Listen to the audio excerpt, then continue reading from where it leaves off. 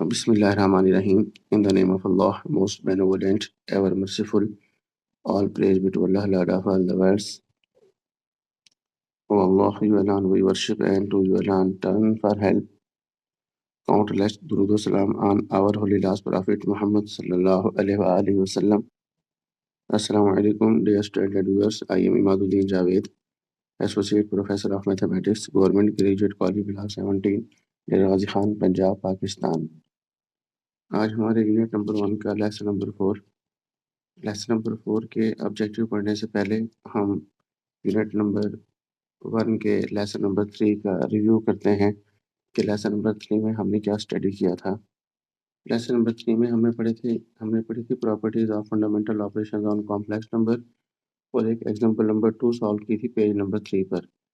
Properties का क्या मतलब है?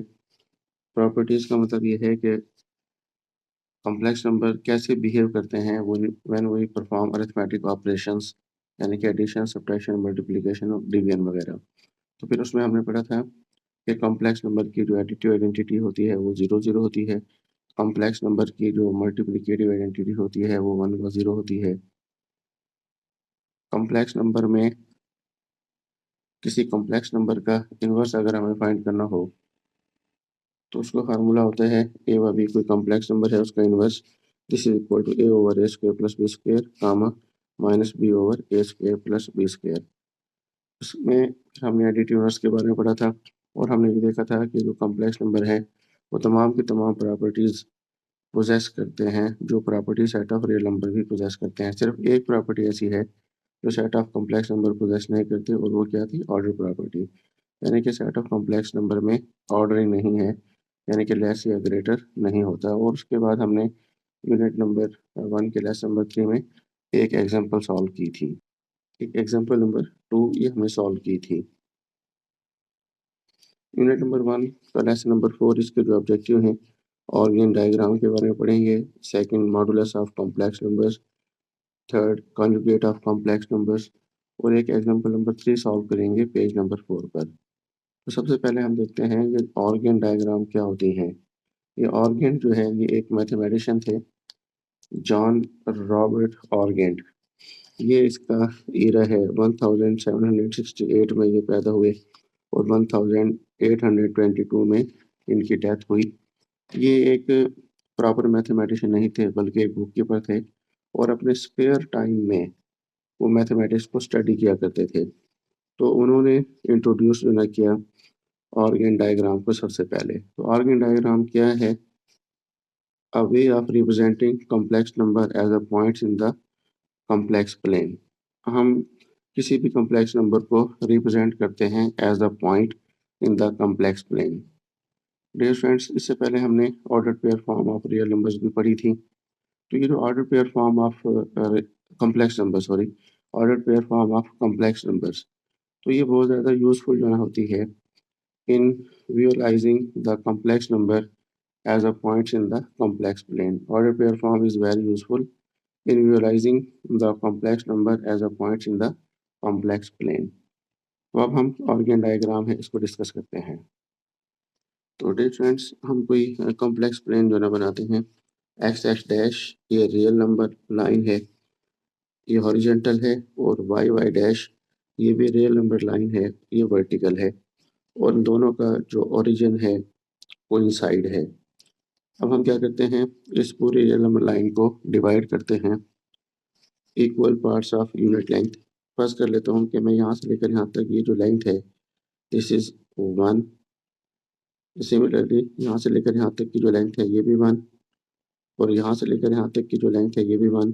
तो 1 यूनिट ऑफ लेंथ के इक्वल पार्ट्स में मैं इस पूरी लाइन को डिवाइड करता हूँ। तो यहाँ से लेकर यहाँ तक की लेंथ 1 है, तो ये लेंथ भी 1, और ये पार्ट यहाँ से लेकर यहाँ तक जो पार्ट है, ये जो लेंथ है ये भी 1 के इक्वल है, ये भी 1 के इक्वल है, ये लेंथ 1, यहाँ से लेकर यहाँ तक ये लेंथ भी 1, ये लेंथ 1। तो equal parts of unit length में मैंने रियल नंबर लाइंस को डिवाइड मैंने किया। तो जितनी लेंथ ये है उतनी ही लेंथ ये है। तो यहाँ से लेकर यहाँ तक की लेंथ 1, यहाँ से लेकर यहाँ तक की जो लेंथ होगी वो 2 होगी, और यहाँ से लेकर यहाँ तक की जो लेंथ होगी वो 3 होगी। सिमिलरली यहाँ से लेकर यहाँ तक की जो लेंथ है वो 1 है, लेकिन चूँकि ये ओरिजिन के लेफ्ट पर है, तो इसलिए मैं इसके साथ माइनस अटैच करता हूँ। ओरिजिन से लेकर यहाँ तक की जो लेंथ है वो है तो 2, लेकिन इसके साथ मैं माइनस अटैच करूँगा। इसका मतलब है कि माइनस ये शो करता है कि ये लेंथ जो है ओरिजिन के लेफ्ट पर है। सिमिलर सिमिलरली यहाँ से लेकर यहाँ तक की जो लेंथ होगी वो 3 होगी, क्योंकि ये लेफ्ट पर है तो इसलिए माइनस अटैच करेंगे। यहाँ से लेकर यहाँ तक की ये लेंथ जो है 1 है, इक्वल 1 यूनिट ऑफ लेंथ का इक्वल पार्ट, ये लेंथ भी 1 होगी। और यहाँ से लेकर यहाँ तक ये लेंथ 2 हो जाएगी, और फिर रेफरेंस पॉइंट से लेकर या स्टार्टिंग पॉइंट से लेकर यहाँ तक की जो लेंथ है वो 3 होगी। नीचे की तरफ आएँ, यहाँ से लेकर यहाँ तक की लेंथ 1 है, तो इसके साथ मैं माइनस अटैच करूँगा क्योंकि ये डाउन है रेफरेंस पॉइंट से। तो यहाँ से लेकर यहाँ तक की लेंथ 2 है, फिर माइनस अटैच करेंगे। रेफरेंस पॉइंट से लेकर यहाँ तक की जो लेंथ है वो 3 है, लेकिन इसके साथ हम माइनस अटैच करेंगे क्योंकि ये लेंथ जो है रेफरेंस पॉइंट से नीचे की तरफ है। तो रेफरेंस पॉइंट से नीचे की तरफ ये हमारा वाई एक्सिस वाई डैश कहलाता है, और इस तरफ और रेफरेंस पॉइंट से लेफ्ट साइड पर भी ये हमारा जो है एक्स डैश, यानी कि इस तरफ जो है नेगेटिव वैल्यूज़ हैं। अब हम कोई कॉम्प्लेक्स नंबर लेते हैं और उसको लोकेट करते हैं, उसकी लोकेशन देखते हैं कॉम्प्लेक्स प्लेन में। तो ये जो सारी प्लेन मैंने बनाई है, इसको हम कहते हैं this is called complex plane. अब मैं यूनिट नंबर 1 चूँकि कॉम्प्लेक्स नंबर पे है, तो उसी मुनासबत से मैं टर्मिनोलॉजी यूज़ कर रहा हूँ। इसको हम कहते हैं कॉम्प्लेक्स प्लेन। वैसे तो ये कोऑर्डिनेट प्लेन कहलाती है, और ये हमारे कोऑर्डिनेट एक्सिस कहलाते हैं। चूँकि अब हम यूनिट नंबर 1 पढ़ रहे हैं और उसका नाम है इंट्रोडक्शन टू कॉम्प्लेक्स नंबर, तो मैं टर्मिनोलॉजी भी वैसे यूज़ कर रहा हूँ। इसको हम कहते हैं कॉम्प्लेक्स प्लेन। और ये जो एक्स एक्सिस है, दिस इज कॉल्ड, इसको हम कहते हैं रियल एक्सिस। ये जो एक्स एक्सिस है, इसको हम कहते हैं this is called real axis. और जो ये जो वाई एक्सिस है, इसको हम कहते हैं this is called imaginary axis. इसे हम कहते हैं इमेजिनरी एक्सिस। जो वाई एक्सिस है, this is called as imaginary axis. X axis को रियल एक्सिस कहते हैं, और ये जो वाई एक्सिस है, इसे हम इमेजिनरी एक्सिस कहते हैं। अब हम कोई कॉम्प्लेक्स नंबर लेते हैं और उसको लोकेट करते हैं कॉम्प्लेक्स प्लेन में। फर्स्ट करें, मैं लेता हूँ 3 + 2 आयोटा। ये एक कॉम्प्लेक्स नंबर है, इसको इसकी हमें लोकेशन देखनी है कॉम्प्लेक्स प्लेन में। तो सबसे पहले आप इसको ऑर्डर पेयर फॉर्म में लिखें। तो ये हमारे पास होगा 3 और रियल पार्ट कामा और फिर ये इमेजिनरी पार्ट।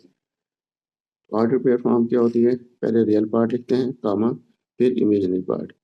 तो ये जो रियल पार्ट होगा, ये रियल एक्सिस के अलोंग होगा, और जो इमेजिनरी पार्ट होगा ये, और ये जो इमेजिनरी कंपोनेंट है, इमेजिनरी पार्ट है, ये अलोंग इमेजिनरी एक्सिस होगा। तो 3 का मतलब ये है कि रेफरेंस पॉइंट से हमें रियल एक्सिस पर राइट की तरफ, क्योंकि ये प्लस है, 3 यूनिट्स मूव करना है। तो रेफरेंस पॉइंट से हमने 3 यूनिट्स मूव किया रियल एक्सिस पर, और फिर 3 यूनिट्स पर ही रहकर हमें 2 यूनिट्स मूव करना है अलोंग द इमेजिनरी एक्सिस। तो ये 1 यूनिट और ये 2 यूनिट। तो ये जो पॉइंट है, इसको हम कहते हैं 3/2। तो ये जो कॉम्प्लेक्स नंबर है, वो इस पॉइंट को रिप्रेजेंट करता है, इसको हम कहते हैं 3/2। तो हर कॉम्प्लेक्स नंबर जो है वो किसको रिप्रेजेंट करता है, एक पॉइंट को रिप्रेजेंट करता है।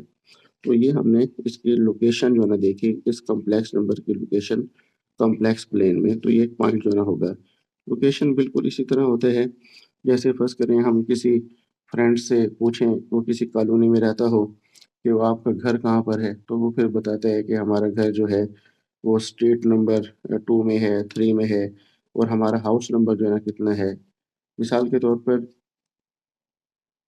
ये मैंने इस तरफ जो है स्ट्रीट नंबर लिख दी और इस तरफ हाउस नंबर। तो ये स्टार्टिंग पॉइंट है 0, ये स्ट्रीट नंबर 1 है, ये स्ट्रीट नंबर 2 है, ये सपोज ये स्ट्रीट नंबर 3 है।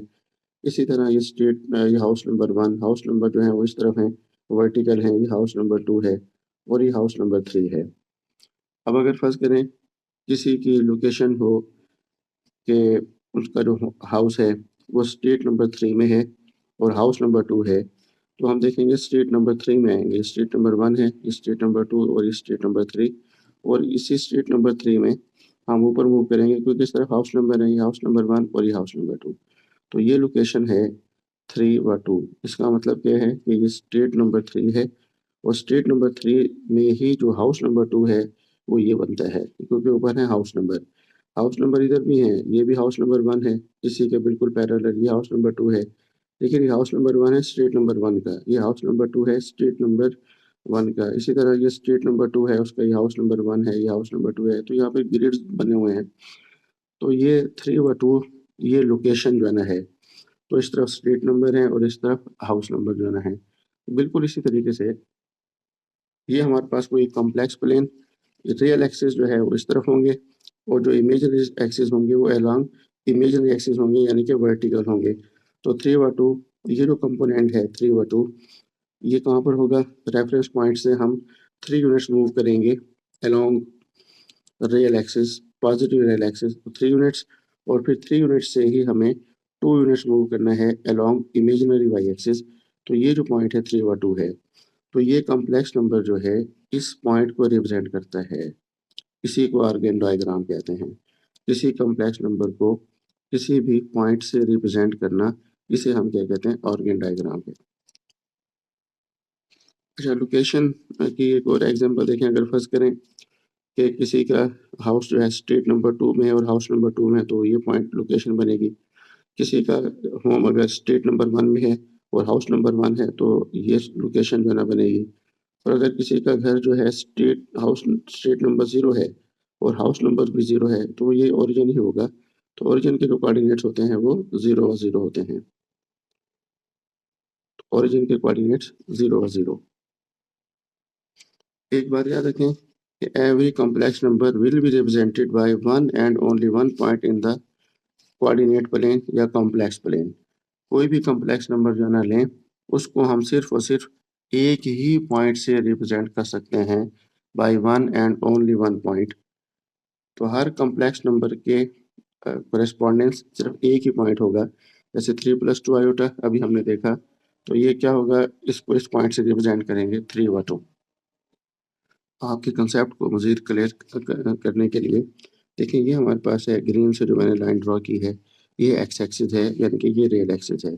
और एक मैंने बिल्कुल परपेंडिकुलर लाइन ड्रॉ की ऑरेंज से, ये हमारा जो है वाई एक्सिस है या इमेजिनरी एक्सिस है। ये कॉम्प्लेक्स नंबर है हमारा 3+2 iota.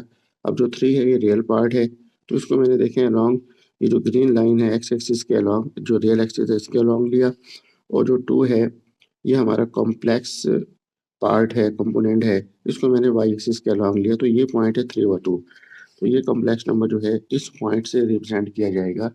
Every complex number will be represented by one and only one point. तो one and one only one point भी आप लिख सकते हैं, one and only one point भी लिख सकते हैं, एग्जैक्टली वन पॉइंट भी लिख सकते हैं, या यूनिक पॉइंट भी लिख सकते हैं। एक और देखिए, फर्स्ट करें हमारे पास जो कॉम्प्लेक्स नंबर है वो -3+2 आयोटा है। तो जो रियल पार्ट है -3, ये चूँकि माइनस है, ये ओरिजिन के लेफ्ट पर जो ना होगा, ये -3, और ये +2 है, तो ये अलोंग पॉजिटिव इमेजिनरी एक्सिस होगा। तो -3 से हम along positive imaginary axis 2 unit move करते हैं, तो ये 1 और ये 2। तो ये पॉइंट है, ये कॉम्प्लेक्स नंबर है, उसको हम इस पॉइंट से रिप्रेजेंट करते हैं। तो हर कॉम्प्लेक्स नंबर के कोरेस्पॉन्डेंस क्या होगा? एक पॉइंट होगा कॉम्प्लेक्स प्लेन में। तो मैंने यहाँ पर इसको क्या है, ये सारी हमारी कॉम्प्लेक्स प्लेन है, ये रियल एक्सिस है, और ये हमारा क्या है? Imaginary axis. इसी सिक्के का दूसरा रुख जो है ना देखें, इसी पॉइंट का जो दूसरा रुख है वो ये है कि every point of the plane will represent one and only one complex number. First करें, मैं यहाँ पर कोई पॉइंट ले लेता हूँ, सपोज ये मैंने पॉइंट लिया।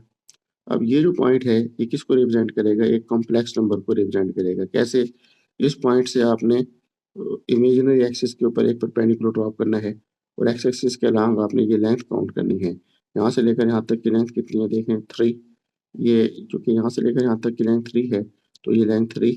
फिर आपने इस पॉइंट से एक्स एक्सिस के ऊपर परपेंडिकुलर ड्रॉप करना है, और यहाँ से लेकर यहाँ तक की ये लेंथ काउंट करनी है। क्योंकि ये अलॉन्ग वाई एक्सिस है, तो यहाँ से लेकर यहाँ तक की लेंथ चूँकि 2 है, तो ये लेंथ भी 2 होगी। तो इस पॉइंट के कोऑर्डिनेट क्या होंगे? 3/2। अब ये जो पॉइंट है 3/2, इसकी आप ऑर्डर पेयर फॉर्म खत्म कर दें, तो 3 प्लस कॉमा जो होगा प्लस आएगा, और इसके साथ 2 आयोटा। तो ये जो पॉइंट है ये इस कॉम्प्लेक्स नंबर को रिप्रेजेंट करता है।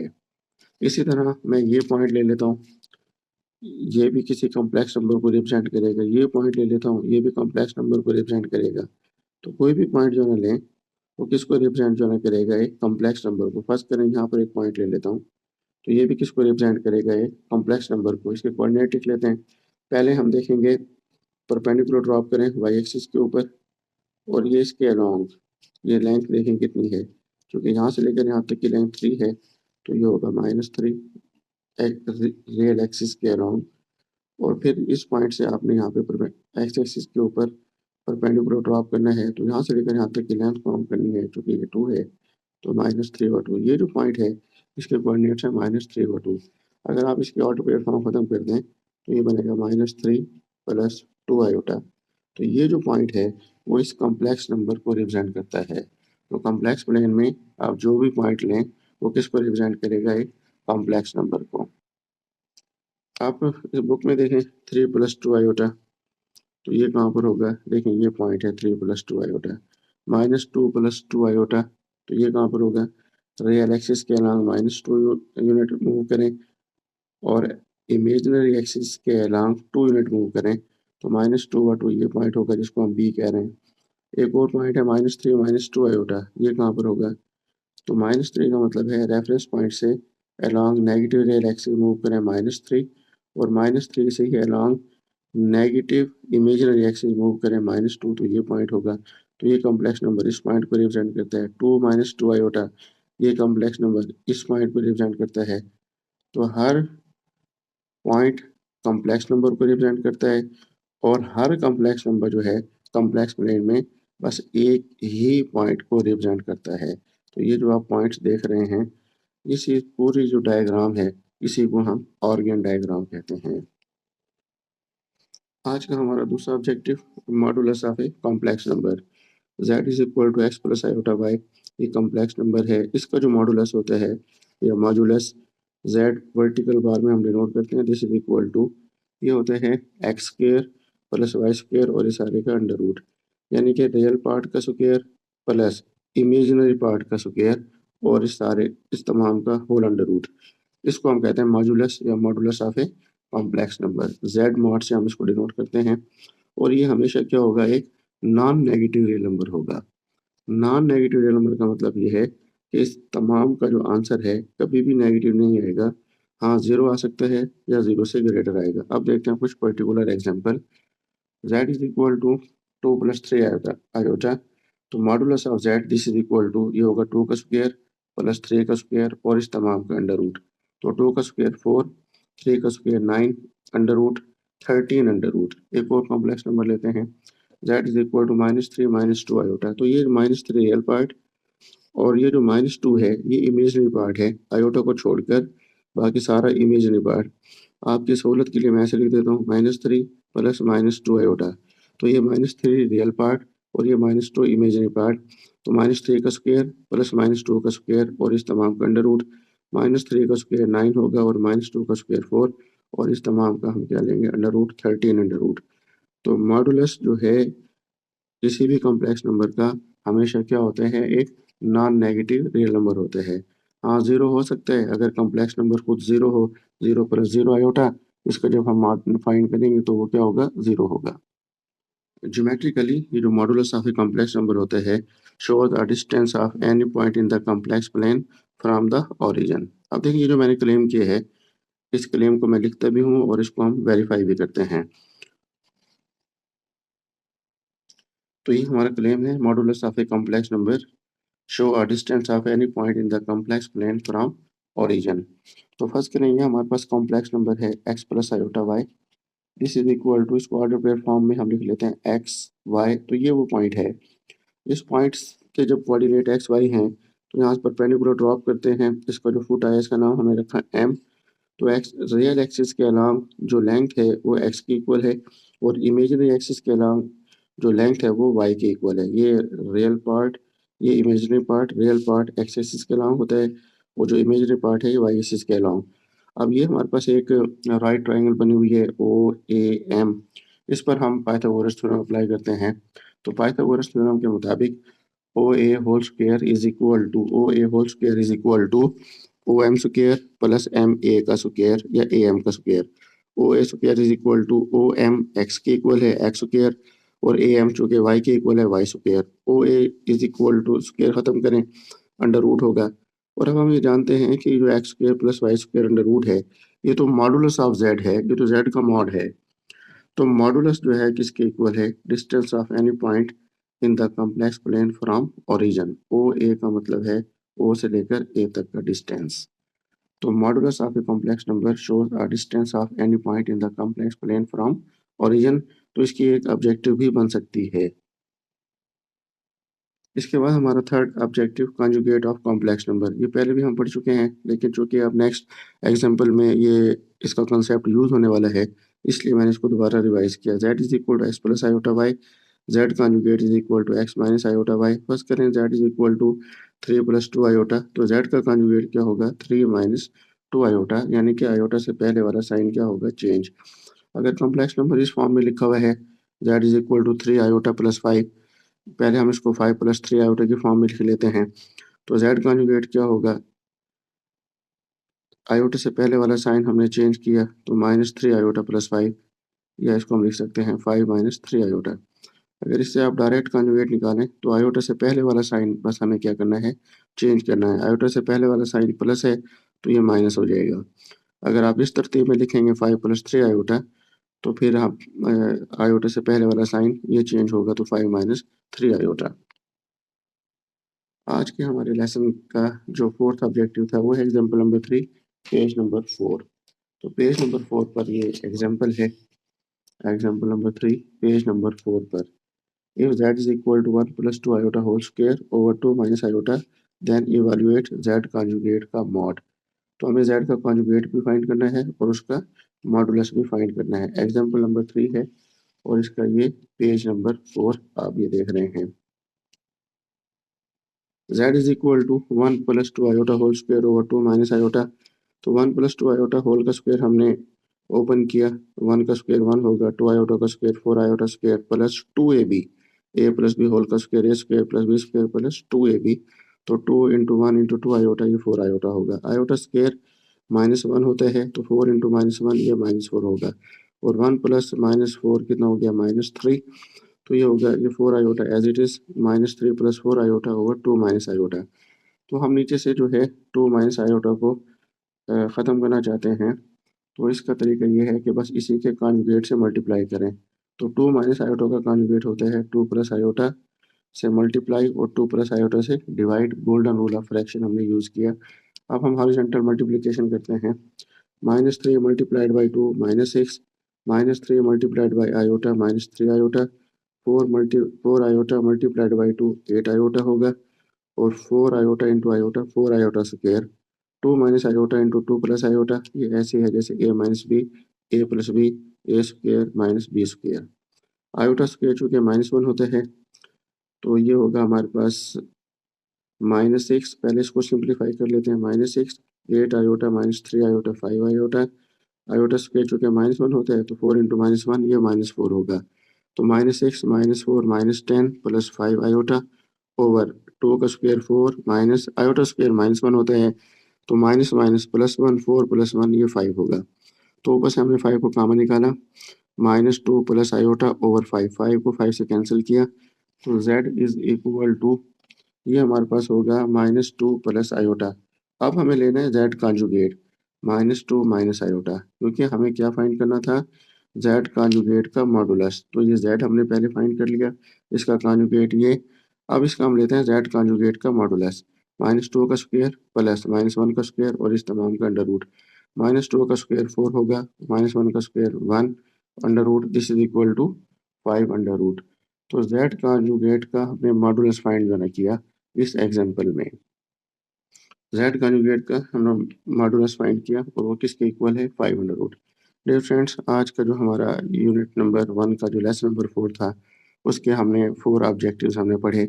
इंशाल्लाह नेक्स्ट लेक्चर में हम एक्सरसाइज 1.1 इसको इसके 2 पार्ट्स बनाएंगे।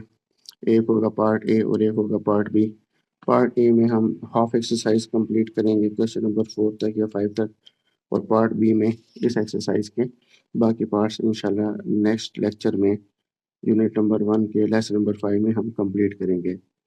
तो डियर फ्रेंड्स, आज के लिए इतना ही। अल्लाह रब्बुल इज़्ज़त आपको और आपके अहल खाना को हमेशा खुश व रखे। अल्लाह ताला हम सबका हामी नासिर हो।